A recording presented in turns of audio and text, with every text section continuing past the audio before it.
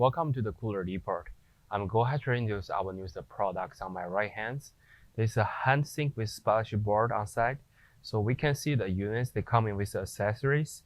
They have a faucets, coming with the hot waters and cold waters, and also have filters.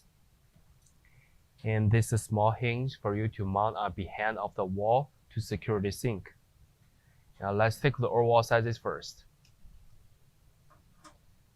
From edge to edge, this unit is about like 15 and 7/8 inches. And the overall height is about like 13 inches total. And the depth of the unit is about like 15 inches. Okay, so we can take a look closer to see the inner side sink dimensions. For this pot, the length about like 12 and 3/4 inches in the length,